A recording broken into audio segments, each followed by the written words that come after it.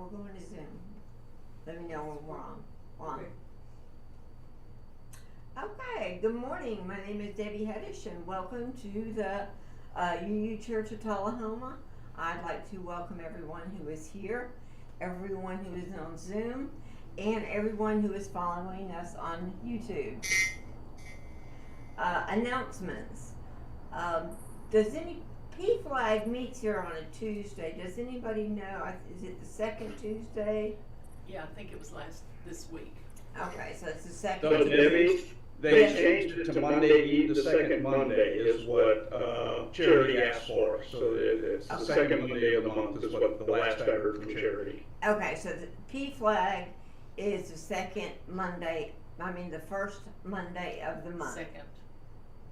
Second Monday of the month. Okay. Rick has his hand up. I'm sorry, Rick? Yeah, thank you. The notorious Thursday off and on discussion group has concluded the review of the Rethink series, and we're making a drastic change. We're going to move to Wednesday night, and we'll probably be meeting to a large number of us in church following about 7:15, following the Zen group. And Chuck and Hanny will be mainly the leaders, and we're going to discuss a book whose title I don't have in front of me. It has to do with how you can change yourself and get over some of your bad habits and rethink. It's kind of a rethink thing too, I think, but it's all about you personally. So we cordially invite you to come. I think Andy has perhaps already put out something to this effect, and we hope to have more join. Come to the church. We will have popcorn if we can steal Tom's secret formula, and we will enjoy that. So y'all come to the church and on Zoom. It'll be a bimodal deal starting next Wednesday, as far as I know. Take a look at what Andy and Chuck have put out. That's the detail. Thank you. Thank you, Rick, and I look so forward to that. That was one of my favorite things before COVID hit. Let's see, I want to thank, next week's speaker will be Steve Knight, and he is going to talk about his work with NWF, which I assume is the National Wildlife Federation, and his connection to wildlife. It'll also be our potluck dinner, so bring, if you can, a dish, entree, a dessert. We do ask for a $5 donation, voluntary donation, and all of that money goes to a charity. The board will decide on a charity to give that money to. And I also want to thank Carrie, and I want to thank her every month for beautiful newsletter that you put out, and just, help her out by sending in, maybe a little story, something funny, a bumper sticker you saw, anything, it's hard to fill a newsletter. I've been a newsletter editor, and it's a very hard job. So let's help her out. Lisa has her hand up. I'm sorry? Lisa? Actually, it's World Wildlife Fund, so it's WWF. Steve is going to be talking about, and you probably all know it because they have the panda logo. Correct.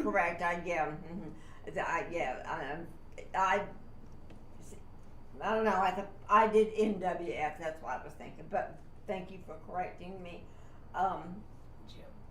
Jim. Yes, I have several announcements. So we'll have a board meeting following the service today. So that'll both be in person and on Zoom. The pledge drive will start fairly shortly. So you'll be receiving an email from our treasurer Costa with requests for submitting pledges for our next fiscal year. So really encourage you to fill those forms out and get them back. And the pledge drive, I don't know yet. It may be a little abbreviated, so we may ask that you get those back fairly quickly. In the past, I think this has gone on for a month or two, but I don't think we'll do that this year. And we may need a little more money for speakers than we have budgeted previously. So we may ask, that may be part of the pledge, is ask you to donate a little bit more. So, because we've had some very good speakers, but outside from the congregation, but we end up paying for those. So may need a little more money. We're also at the board meeting going to discuss our annual meeting, schedule it today. So the meeting is where we approve our next year's budget and election of officers. And as far as that, Katie has announced that she will be stepping down from the religious education position on the board. So we'll be looking for somebody to fill that vacancy. And the last thing is, I guess, help for Katie and Tony. Katie is doing all of our computer IT work every Sunday, and we would like to have several people as a backup to her. The load is really on her shoulders, so if you're at church regularly and are somewhat computer literate, I don't think you have to be that great with computers. Get with Katie. We would like to have backup. She definitely wants some, so that's not on her every week. And the same with Tony. Tony's there every week early setting things up, and he would like some assistance. So if you get there early or can get there early and help Tony, that would be great. So those are my announcements. Thank you. Let's see. Our reading is 527 in our hymnal, and it is just a reading. It is not a responsive reading. It is eternity now. I am in the midst of it. It is about me in the sunshine. I am in it as the butterfly in the light-laden air. Nothing has come. It is now. Now is eternity. Now is the immortal life. Richard Jeffries. And now I'd like to introduce our speaker, Angel Gonzalez. He is, I guess, do you call him recipient of the Innocent group? And so I'm really excited to hear about it. So welcome, Angel Gonzalez. Thank you very much for inviting me today. It's an honor to be here and talk with you guys. Well, first of all, I want to say that thanks to the Innocence Project, I'm a free man again. Back in 1995, there was a horrible crime committed by two individuals in Waukegan Lake County in Illinois. Was a kidnap and a rape of a woman. Unfortunately for me, I was with my girlfriend visiting her sister who lived in their apartment complex, which this crime took place, where this victim got kidnapped and horribly raped by two individuals. Those years, back in 1995, my English was almost non-existent. I was just moved to the country, and I believe at the time I was 2 or 3 times there. I have been back and forth to the country. I was young, I had met a woman, my ex-girlfriend, and we had plans of getting married. I had talked to her family so they can allow us to get married. So many dreams, so many things to look forward in the future, but unfortunately, this crime took place in the building. Upon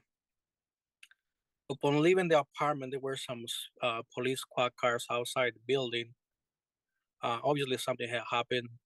The thing had nothing to do with us. We walked by the police officers, the squad cars, got into the car. I drove her home, dropped her off. And on my way home, I would go by Lake County Jailhouse. And this is where I got pulled over by an officer. And like I mentioned at the time, my English was very poor, almost non-existent. So right away there was a problem communicating with him, and I thought to myself, well, what happened? Did I run a red light? Did I not stop at this stop sign? To me, it was kind of, well, there has to be some traffic problem. I don't know. So many things go through your mind when you get pulled over by an officer. Never crossed my mind. They have pulled me over because they have seen the car leaving the apartment building. With sign language, and the officer asked me to step out of the car, put me in handcuffs, put me behind his squad car, and I believe a few minutes later, another police car show up. They got me out of the car, put me under the spotlights, and I was taken to jail, which he was a few blocks away from there. I was held in a cell for I don't remember how many hours until they start investigating, and a detective show up. They didn't speak Spanish, so there was a lot of problems communicating. So I believe we went back and forth for hours and hours, and finally, an officer, Hispanic officer, show up and told me, "Feed me up what had happened." And I told him, "Well, I don't know what you're talking about." Yes, I was there with my girlfriend, her sister living in the apartment building. So they started feeding me so many things, and then I got to the point that I was so tired of being there. I can't remember how many hours went by. They keep telling me, you did it. And I know I did not. Ask my girlfriend, ask her sister, ask her mom, ask my friends. I was with them. But at one point, I was so tired, like, well, you know what? I'm just going to say what you told me to sign this paper.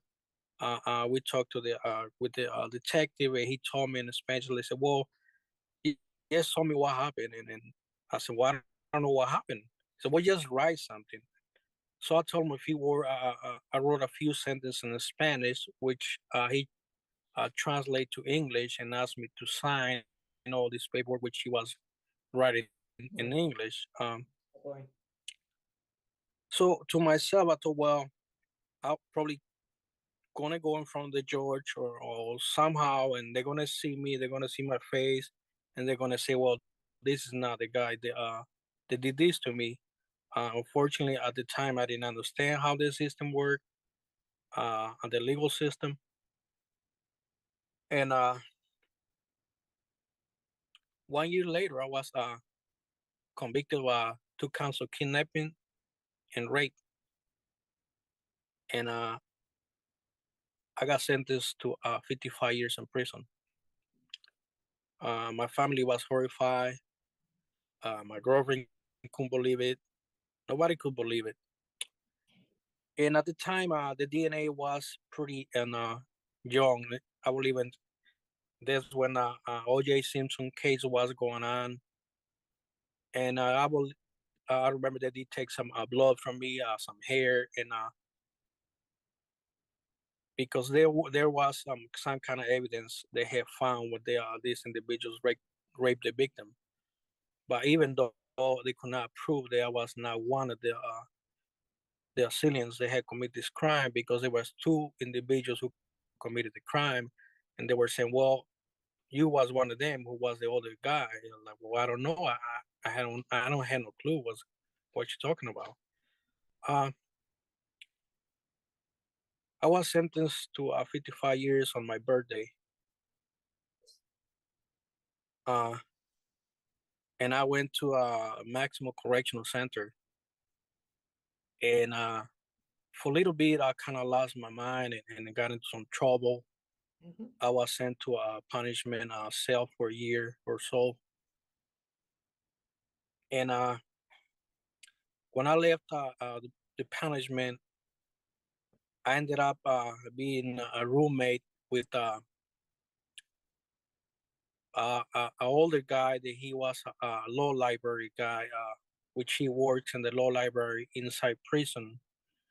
And he started asking me about why I was there, because there's something common when you go to prison. When you move with somebody, you, you ask them what you're here for. And I told him what I was in there for.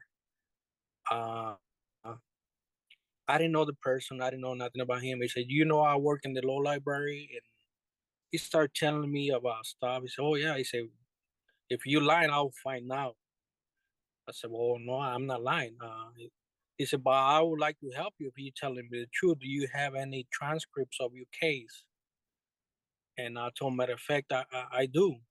And because there was the inmate next to us, they speak both English and Spanish, so he was kind of translating for us. So he said, "Well, you know what? If you saying that all this happened to you, uh, I would like to read the transcripts and help you out. There's an organization in New York City that is called the Innocence Project, and they specialize on DNA cases like yours." So it took him about 2 to 3 days to read all my transcripts. And right away, he told me, he said, "You know what? I see a lot of mistakes and errors in your case.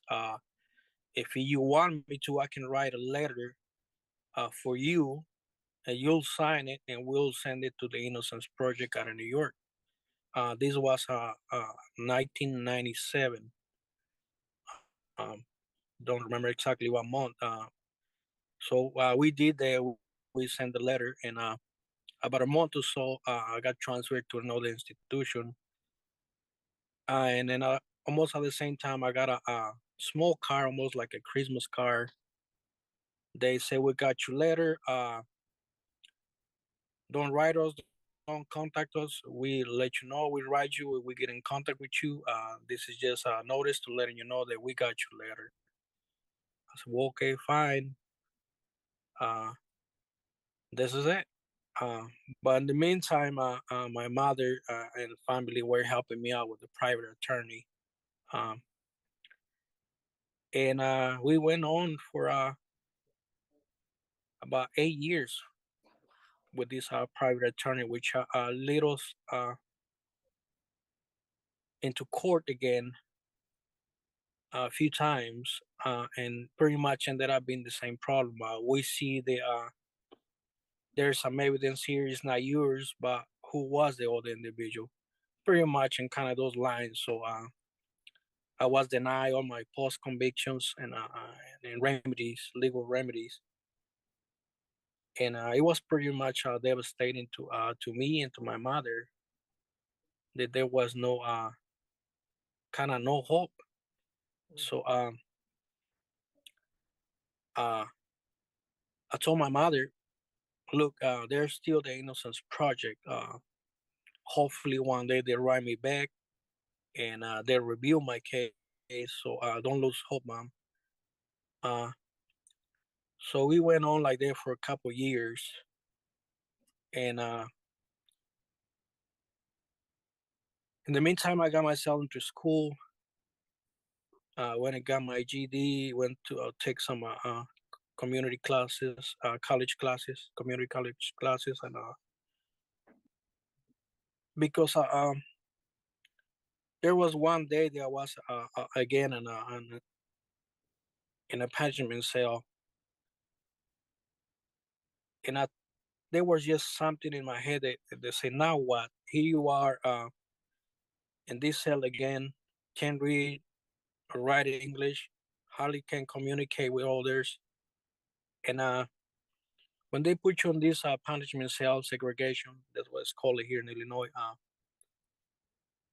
the only thing you're allowed to have is a Bible, Mhm. a writing pen, and hopefully some paper.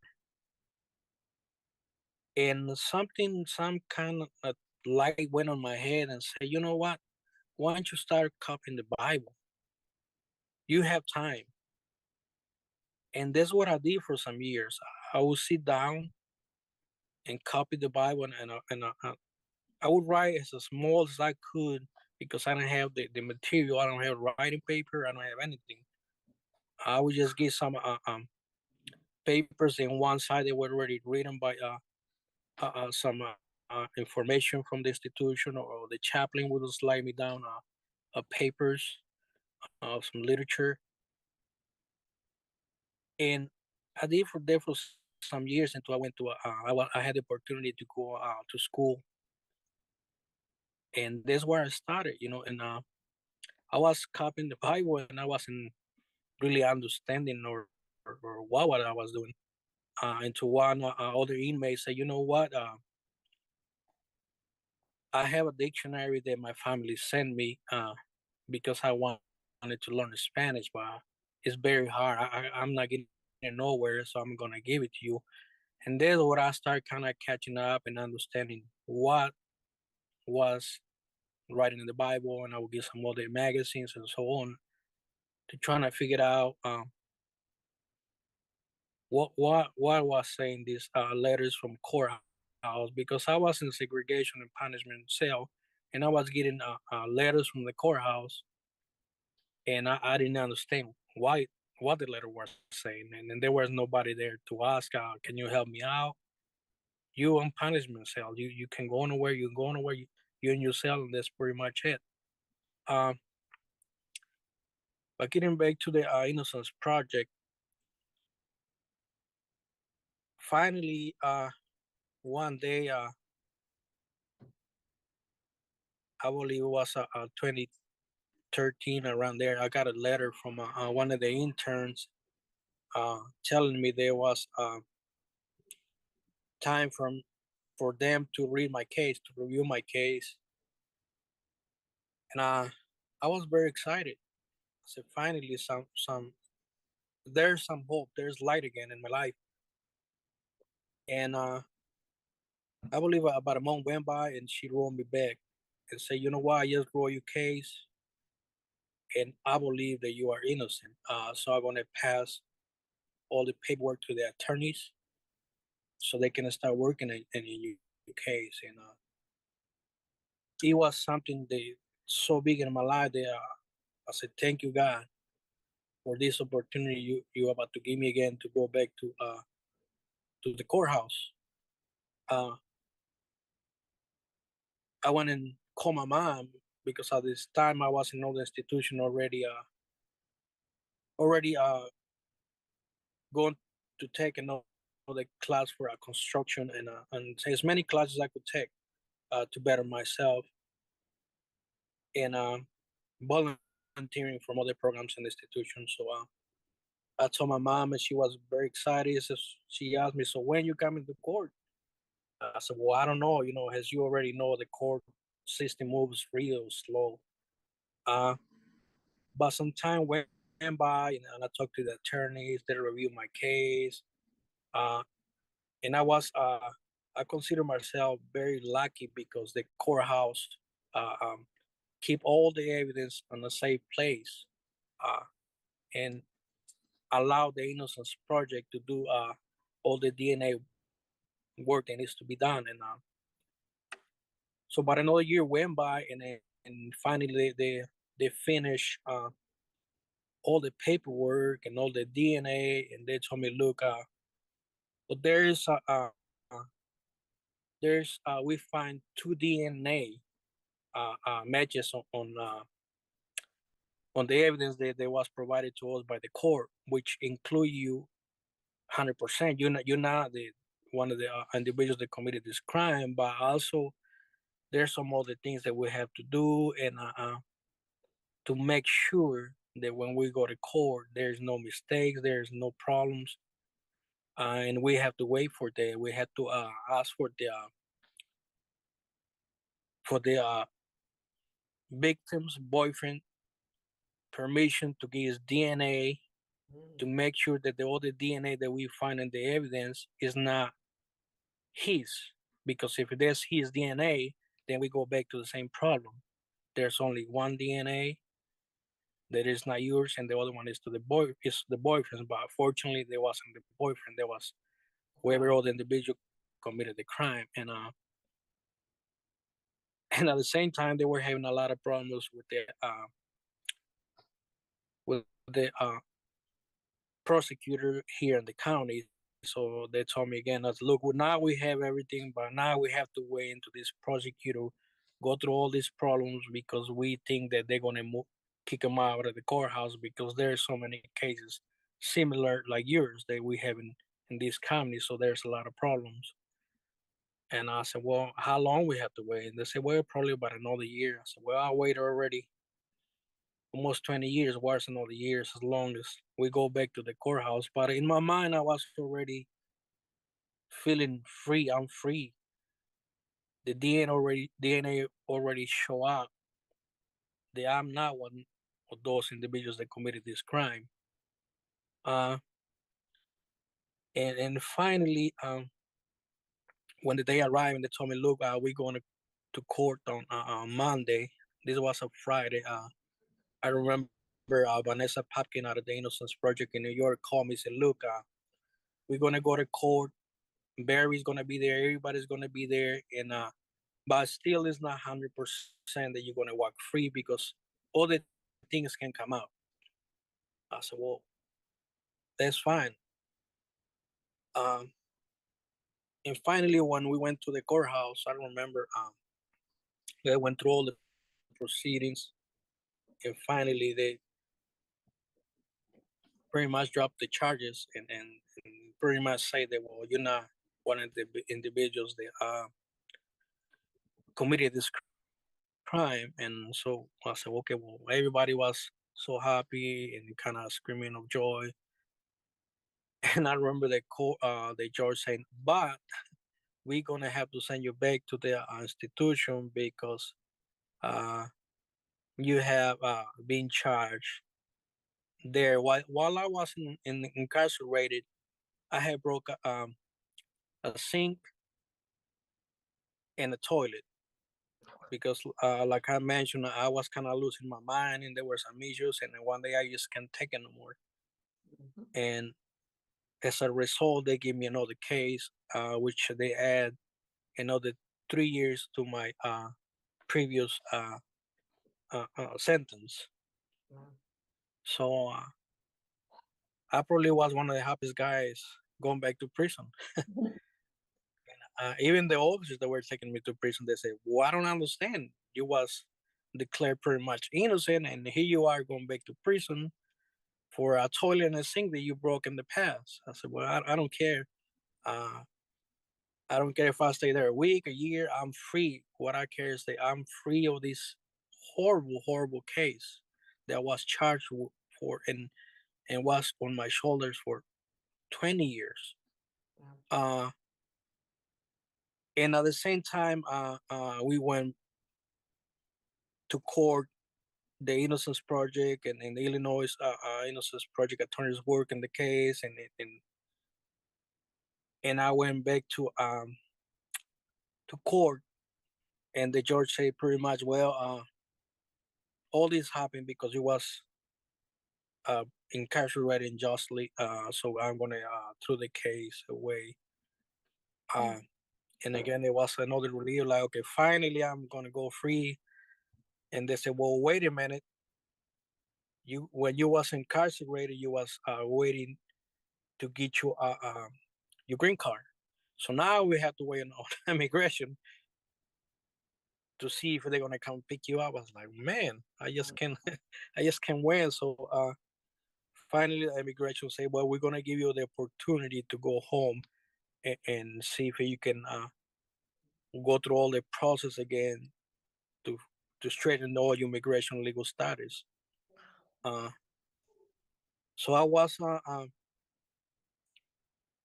released the Tuesday around 6:30, and here in the institutions in Illinois, when they release you, it has to be in the morning, and even the staff, they obviously like, well, we don't really know what to do because we never release nobody at this time, but your legal your attorneys and everybody's waiting for you, so we have to release you. And I remember they drove me home about 3 hours away from home. We drove home, and I got home around 12 o'clock at night, and it was it was just it was just like a nightmare is ending, but it's ending slowly. And I'm so happy that I have this opportunity to live again, to be free, to show my mother, to show the world, to show everybody that I'm not the person that was portrayed for so many years. But at the same time, sometimes I'm kind of frustrated with the system because I spent 20 years in prison for a crime that I'd never commit. So that means there's two individuals out there free. They committed this crime. They could be my neighbors. They could live in my town. They could live with yours. Uh, they are not looking for it. It's just when you get released, it seems like, well, that's it. Now what? So the system, I feel like the system failed me, failed the victim, and failed the society. So and that's why I do this. When I get invited to talk to the students, to the police academy cadets, and and so on. That's why I share my story with as many people as I can.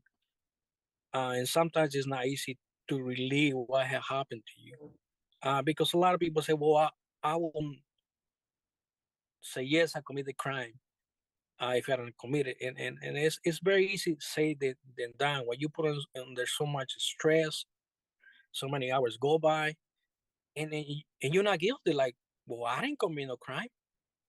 Once they see me and they say, "Well, that's not him," unfortunately, uh, that's not how the system works, unfortunately. And I used to think, well, it happens to me because I don't speak the language. I'm Hispanic. I'm new in the nation. I could go on in my mind why that happened to me. But then when I got released and I had me so many people like me, younger, older, moms, their grandpas, it's like, man, something's going on with the system. We have to do something to better the system. I'm not against the system. I'm not against the officers. I'm not against. I guess it's just that something needs to be done to be a better working system for everybody. And sometimes, a lot of the people that I talk to that have been on the jury, so they are more educated about what's going on because unfortunately, it still happens sometimes. Not very similar to my case, but some cases are very similar that I think, well, this is never going to happen to nobody, but I've seen it is happening again. Like, wait a minute, can we haven't learned yet from all these mistakes on the system? Uh, but like I said, that's why I'm sharing my story with as many people as I can, and then some people leave it, some people say no, you probably did it. It's just hard to talk about it in to society because some society sometimes they don't want to hear it. They're like, we don't believe it, and most of the people say, "Well, I don't know." And but when there's something similar happen to someone around you or your family, like, wow, that's unbelievable. Uh, and I'm still kind of some days fighting to kind of become part of society because all the stigma you went to prison, even if you was innocent, you did spend 20 years in prison, so people look at you with a different eyes. Well, you was in prison, and even by officers sometimes they well, you got away with it, and it's kind of upsetting what you hear saying that from somebody who's working in the system in the law system. But a little bit of time, I'm still working on it, and I believe I'm getting there with the help of my family, of course, and the Innocence Project here in Illinois, in New York. I'm a volunteer with the Innocence Project here in Illinois and also in New York, and I do as much as I can. And sometimes even my family say, "Well, when you gonna stop torturing yourself?" I said, "Well, I I need to speak up because there's unfortunately a lot of other men and women still fighting to show and prove that they are innocent, and we see this very often, like every other month or so or weeks that somebody have been released up to 20, 30 years, 15 years. Like, man, when when is it going to stop? Fortunately for us, for me, here in the Illinois system, there's a compensation. They give you around $200,000, depends on how many years you have done in prison, to kind of start living again. It's a lot of money, but when you start living again, it's not. You gotta start figuring out where you're gonna go, where you want to work. In my case, again, once when I got released, there was a problem with me with the immigration. I couldn't work because I didn't my paperwork. I had to go to court, straighten it up. Also, when I got released, the state was going through some kind of problems with their budget. They told me, well, yeah, we're gonna kind of give you the money, but until we pass the budget, we can't give you anything. Uh, so I find myself in a situation like, so what I do here, I am free, but I can work. And again, the Innocence Project out in New York pay up to 8 months of rent and utilities for me to survive, and kind of I was doing odd jobs for getting pay cash, and I would do as many things I could do to survive. So it's a big struggle to come home and readapt to society, to get to know your family again, because after 20 years, we change as a human beings, either for the better or the worse, we change, and it takes some time, to for your family to accept you, and for you to know the family. And we come home kind of lost. It's just you coming from another world. The technology, especially for me, is still a big shock. Still working on it, and slowly learning. But it's. But there's also a lot of good people like your church. They invite us, and they help us a lot too. Because I'm being helped by a lot of churches as well. And there's always nice to see there's a good people still in the world that give you hope, and if you're willing to change and help and receive help, there's people that they are willing to help you. It's just that you gotta work and look for them. It's not like they're gonna come and look for you. Unfortunately, some of us have more problems than the others. Psychologically and physically. Uh, I just recently lost my friend, like a brother, Villamor. He was also another exoneree that got released, and when he come home, he don't have many family left, and they were in other state. I went and take him into my house, and I told him, well, my house, I live with my mom, and it's not a very big house, but if you're willing to live in the basement, my house is open, and we become good friends, and he stayed with me since then. Uh, Unfortunately, about a month or so, he passed away, and it's weird when you pass away, and then they believe you have something money wise, that people start showing up. I'm like, man, that's horrible how people sometimes react. Uh, but yeah, here I am, and working and helping and trying to figure out life. And I believe with God's guidance, I'm getting there, because I remember I used to go to sleep, and like, I don't know if I'm gonna wake up tomorrow. This person is just hell, and I would just say it, like, and in my mind, God, please help me and get me out of here. Help me to survive. Guide me here. And thankfully, He did, and He's still in my life, guiding me. Thank you very much. And if you have any questions, please, if I can answer them, I will.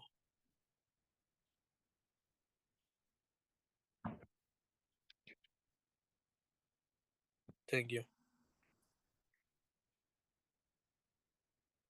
Sure.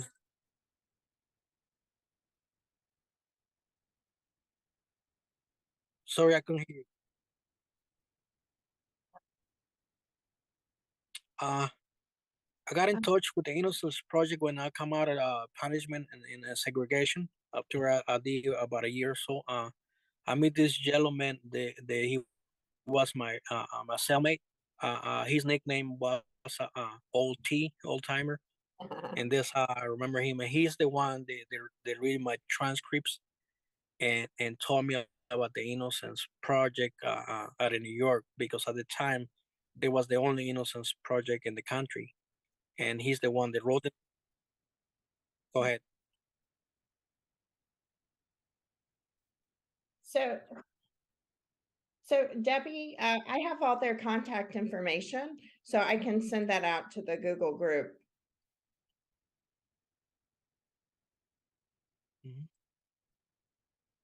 Yeah, just a comment. I Googled the Innocent Project in Tennessee.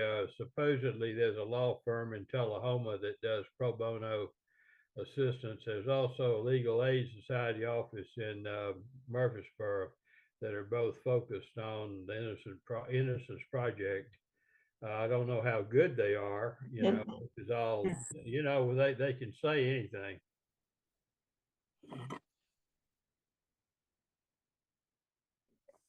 Yeah, so I just want to thank Angel for sharing his story. It's I know it's probably a little painful to retell, but it's so important to get this information out there. So I wanted to mention that I think I read in your bio that the rape victim incorrectly identified you. Was that part of the case? Yes.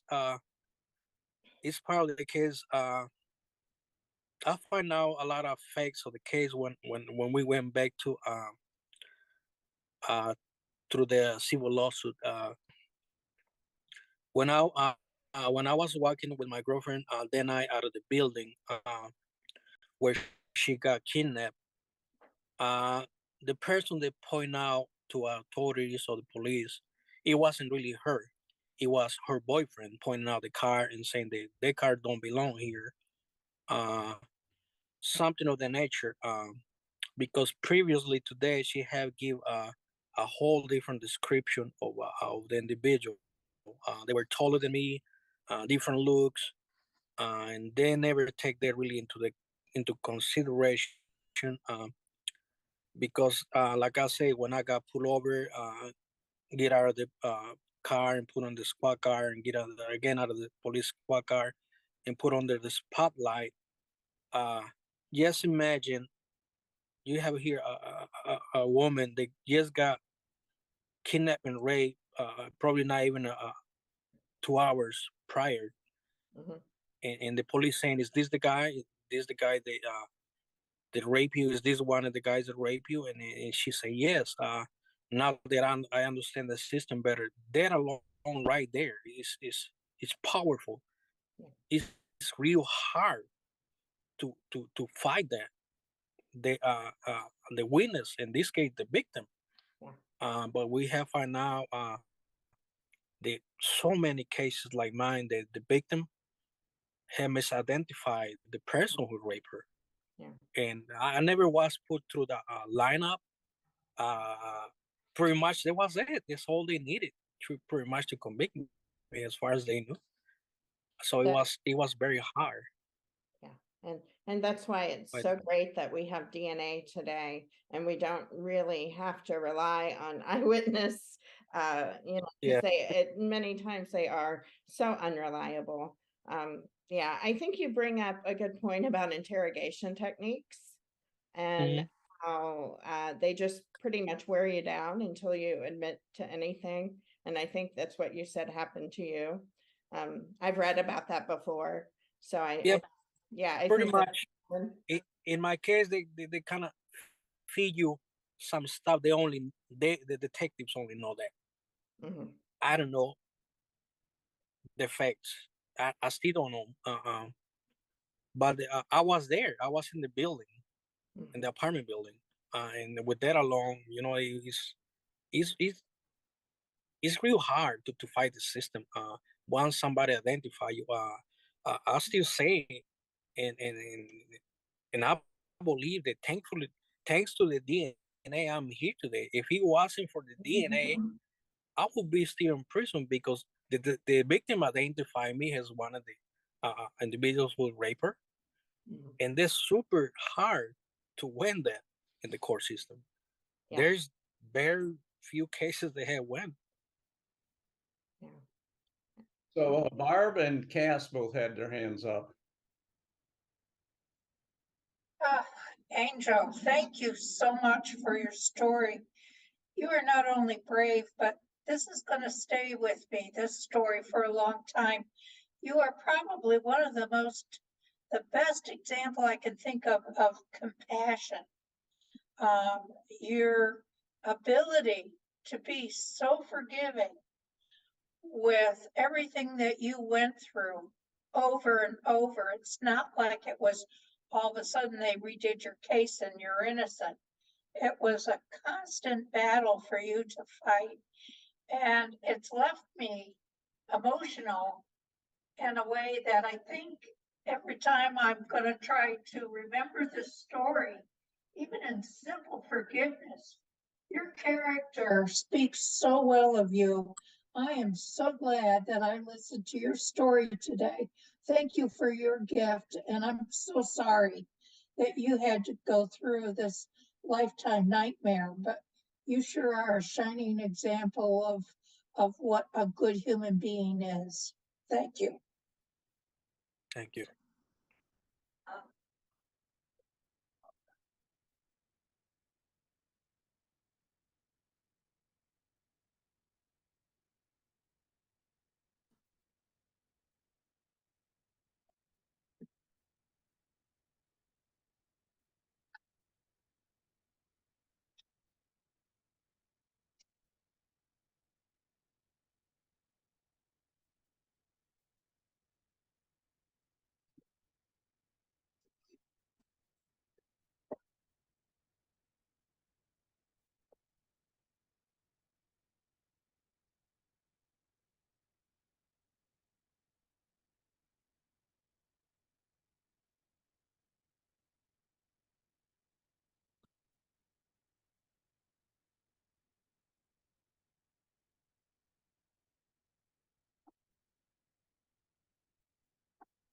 Thank you.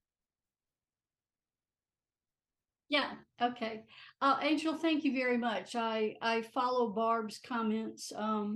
I saw an example of courage today that I don't often see, to the extent that you are, in a sense, a role model for us to understand that forgiveness and keep trying are very important.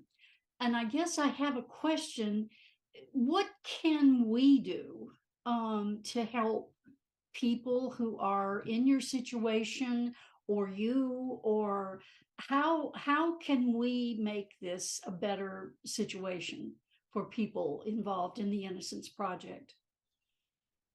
Well, there's many ways to help. Like I mentioned, I share my story because there's very likely some of you one day they're gonna end up being being in a courthouse and just understand how the system works, and kind of follow the case, because very often we hear in the media and the news that the crime had committed somebody, they have arrested somebody, and we trust the system. Why we shouldn't trust the system? That they got the individual, but we never really, or in my case, we never really follow what happened, how he got convicted, and how they did the work. And the system is far away from perfect. Most of the times I believe they do the best way, the best thing they can do with what they have. Unfortunately, for a lot of people, they have gone through what I went through. We poor, we don't know the system, and especially when they have prior criminal record, it's an easy conviction. You already committed a crime in the past, so why they should believe you to begin with? But just by following the media, or showing up in court on a horrible case, and follow up, because churches have a tremendous power on how the system manage these cases. And why not? You are standing up citizens. And sometimes when you go to prison, there's the people then that are helping you. I have received help from so many churches. Just a single letter saying, we following your case. How you doing? The families sometimes they stay behind. They doing time with us. They going through the same horrible experience because your son, your husband, your grandfather, your brother is in jail for something, for a crime that he did not commit. So I believe just by reaching out to the Innocence Project, and they have a lot of information on what's going on around your area, who's fighting the cases, who's probably coming home, who's gonna need help. Because like I mentioned, once you come home, it's pretty much, well, now you're free and you home, and pretty much the attorney's work is done. Now it's up to you, and hopefully there's family left that they are be there for you. Fortunately for me, my mom was there, my brothers, my sisters. But there's like people like my friend Bill that just passed away. There were nobody really there for him, because unfortunately he was still going to go through another trial, and I don't know if his only sister that he have and niece believe that he committed the crime or not. They were not really in contact with him anymore. And what you do? So as a society, we gotta help each other. And there's once they reach out to me and they say, "Look, we have somebody who's coming home. He's kind of he don't have nowhere to go, but he's still gonna go through another trial." They needed my help, and I said, "Why not? I have received a lot of help from a lot of good people. I'll take him in if he's willing to live in my basement." And he was with us for all these years. He become part of our family. And there's people like him. The ones that get released, they don't have nowhere to go. And to top it up, they may have psychological problems, health problems, and there's help for those who committed the crimes. And when they get home, they get a little bit help from the government. When you declare innocent, there is no help because you don't qualify. Nothing shows up in the computer as you did your crime, and you are allowed to get food stamps or any kind of service from the government. There is nothing. I still argue a lot with the Innocence Project and other organizations. Like, how come it's all legal help? What about after you get home? I said there should be something done right away when you walk home. Within weeks or days, go see a psychologist, a doctor, and see where you at. You just don't want to release somebody to the world that have psychological problems, because after 20 years or even a year, the system takes a toll on you. We don't know sometimes how to just act like a normal human being. You come home like kind of some kind of skittish cat or dog, like who's gonna try to hurt me? Because that's how you learn to survive in prison. I want to say one more thing for you, Sure. And that is, you have learned English very well. You are very articulate, and you're very clear in the message that you can give. I commend you for learning a language, something I've never done, and that's a big feat, and I'm proud of you for it. Thank you very much. Stay working on it. Okay. Rick? Yeah, I did have a chance to thank you, and I'll also say this has had a tremendous impact on me. The last statements that you have made,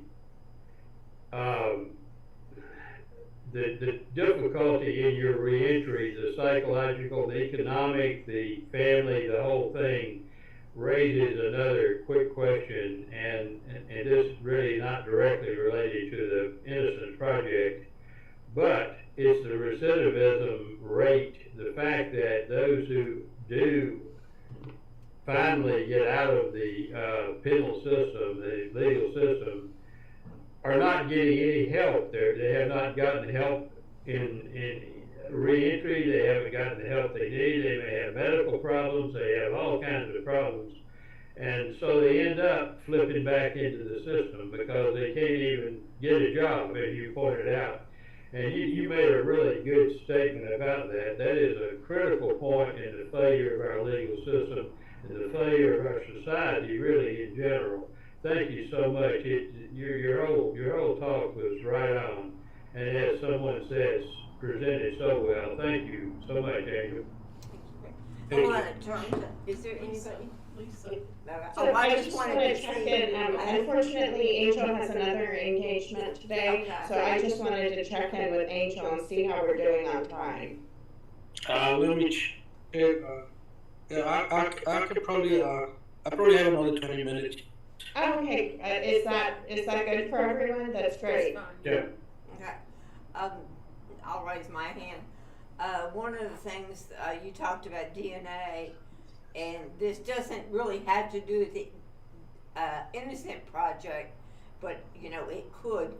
There are thousands upon thousands of rape kits that are in all over this country that have never been tested. And Correct. some of those can free people, some of those can find the people who did it, the criminals, but you know, it's just all. And another thing I don't like is that prosecutors are usually elected. So they don't want any of their cases overturned because they are afraid it looks bad on them and it could hurt their election. And that probably needs to be changed. Correct. I can go on and on about how many other externalists have shared their case with me on the Innocence project as well. It's just been, for example, one of my friends, he was convicted of killing a judge at the age of 15. And while he was going to appeals in courts, the prosecutor had become a judge. And there was the judge who was reviewing his case. So obviously he didn't want this case to be overturned. And it just creates so many problems. The way that sometimes the system is work, or how they get elected. It sometimes it goes beyond my understanding. But it's just horrible. Fortunately enough, he's free now as well. But I can imagine why he went to 50 years old being convicted of killing a judge. It's just horrible. Gene? Debbie, you pretty well covered mine. Mine was this thing of once a case has been settled, whether it's racial prejudice or pride or whatever, there are so many times when there's this thing of don't confuse me with facts, my mind's made up. And like you said, they don't want a mistake to show up. Yeah. And that they give that more importance than the life of a human being. Yeah. Yeah. Carrie? I've been interested in the Innocent Project for years, and it is so good to hear you speak because I just think it's amazing how people can be convicted in this country and no one even looks to see, was that really the person that did the crime? It's just so sad that we can take away years of a person's life and no one even bats an eye. And it's really good to hear you speak and to see that you're, you know, taking care of yourself, and it's just good to hear you. Thank you, Angel. Thank you. Yeah, this you said right here. When I talked to the police cadets, the police academy, there's something that I told him, do the best way you can. Do everything that you can think of, because sometimes it's just, well, we got the individual, the victim pointed out, has one of the accidents or committed the crime, the robbery, whichever it may be, don't feel satisfied, still investigate and make sure that you got the right person, either to be convicted or you have the person that maybe didn't commit the crime. Because in my case, there was a lot of red flags since the beginning, but they never really cared because the victim already identified me as one of the individuals who raped her. Right. So they said, well, we have a conviction. And they even admitted it. The detectives admitted it. They said, well, we already kind of have what we needed, why we should go and investigate more. Right, yeah. And I'm kind of happy they get invited to talk to the individuals that are going to become officers. Because there was something that I asked when we was doing my civil lawsuit. We agreed upon amount of money that I was going to give, and I asked him. I said, I have something else that I want to do. I want to talk to the police officers, detectives, and they said no, because and I said, why not? They said, because we don't know how they're going to receive you. I said, well, why they should be opposed to it? But fortunately, how God works, sometimes I ended up being invited to talk to the even better, to the young officers, the young cadets that are going to become an officer, detectives, judges, future governors, president, who knows what they were going to take them. Well, So it's always an honor to talk to these guys, because they're up there. And I'm clear with them, like, you have going to have probably one of the hardest jobs in the world. I don't think I could do it. You're going to be talked bad to. The things that they're going to be trying to do to you is nameless.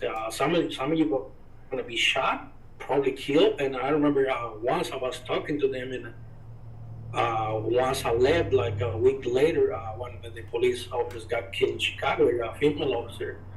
And when I went back, I told him again, look, the last time I was here, I was talking to you guys. If some of you are going to get shot at, and maybe get killed, and unfortunately it did happen. So think about it before you go to this career any further, because this is not an easy thing to do, become an officer of the law. There's been a lot of research in the last, probably 10 or 15 years about how poor eyewitnesses are. You know, just because somebody saw something happen doesn't mean they really saw it. You know, there's been a lot of research, and it's almost gotten to the point where, in fact, I watch a lot of crime shows. I've heard policemen say that they don't want an eyewitness. That's not the kind of evidence they want. They want something stronger than an eyewitness. And it's like your case. Let me guess something that I've been involved in two of these kind of cases before. One of them is a friend of mine who I basically ended up writing a letter of support to the judge, and he was this fellow that I got back into life, and he's doing a great job now. But anyway, got him out of one situation, and that was good. It was just writing a letter of commendation, if you wish, and he has done very, very well since. The other one was interesting because one of my background fun things to do was writing. I was determining handwriting analysis. Okay, and I was out on the web, and I found this case in Illinois in which a fellow was convicted, basically like the way they said this fellow wrote out what you wanted him to sign and signed it. Exactly like what you went through, Angel. And and so his handwriting analysis was supposedly he wrote the whole thing out, but in reality, when you did the analysis of the handwriting, it was not the person at all. Couldn't have been, okay? And so it turns out he got off from that particular charge. It was, so there's more than one way to skin a cat, I guess. There's more than one way to do the various things. So anyway, so I've got two people in my life that are free, and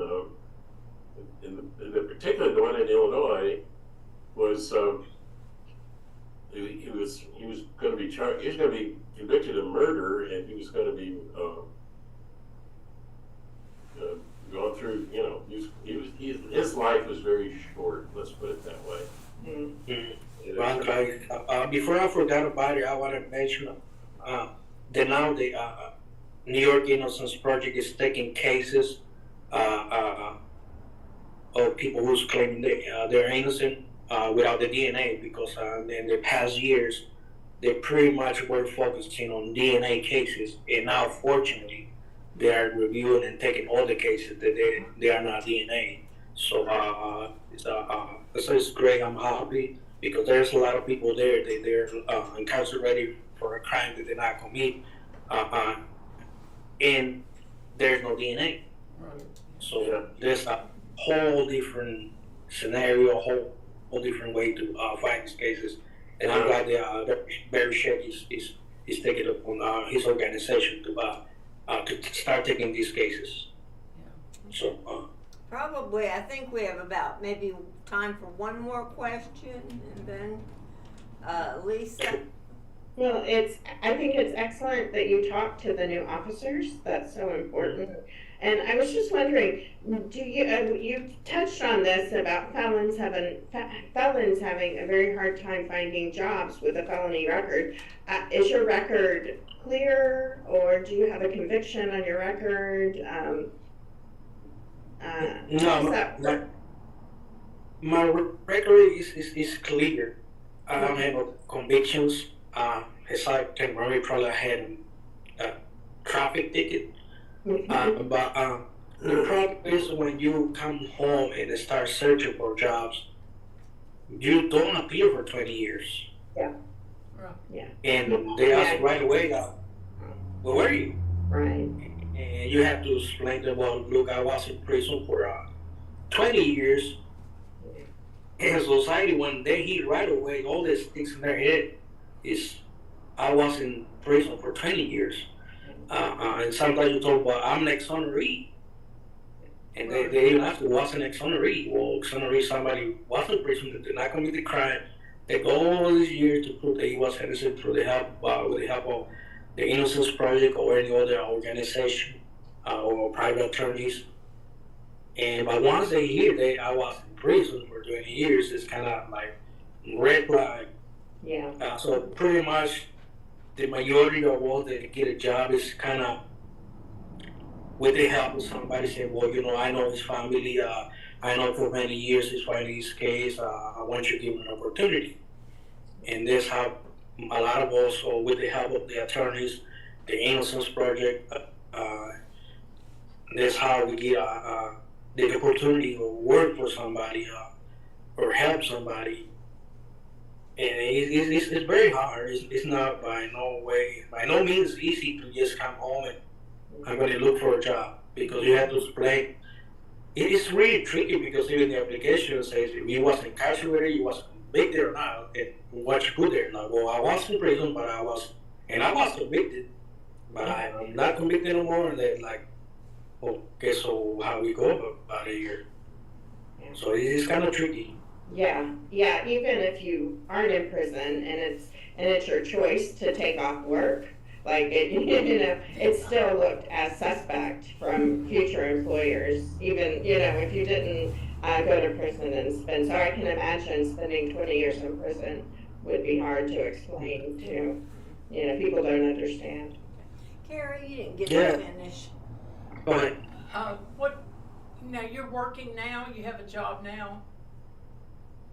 Right now, I'm still, I don't work for nobody. Okay. I have my friend trying to help people around me, and I rescue dogs. So I have about 20 dogs right now, so I keep me pretty busy. So and pretty much helping my family around, and Yeah. but I do some work here and there, but mainly for myself. Okay, yeah. And you are an active speaker for the Innocence Project, so that probably keeps you pretty busy. Yeah.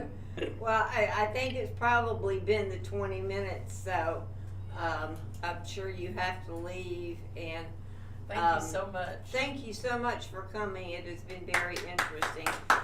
Thank you very much. It was an honor being invited by you guys, and I'm here anytime that you need me in the future. Just contact the Innocence Project.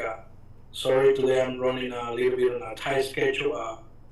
I had to go and work on do some kind of last meeting with friends and the family, so we can let my friend Bill rest in peace. So thank you very much, and like I said, it was an honor to be here with you guys today. Thank you so Thank you so much. much. Thank you. Yeah, it was, I know that when I go home, I'm gonna Google and I'm going to donate to the Innocence Project. Thank you very much. Get involved, please. Okay. Thank you. Thank you. All right. Have a good day. That was pretty powerful. Yeah, it was. Let's see, what time is it? It's 12:25. Let's see, our closing statements. Deep peace, this is mine, yeah. Deep peace of the running wave to you, deep peace of the flowing air to you, deep peace of the quiet earth to you, deep peace of the shining stars to you, deep peace of the infinite peace to you. And so we'll stand and do our hymn 414. I think we all know the words to it.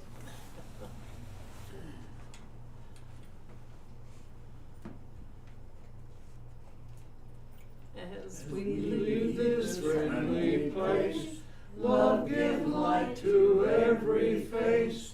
May the kindness which we learn light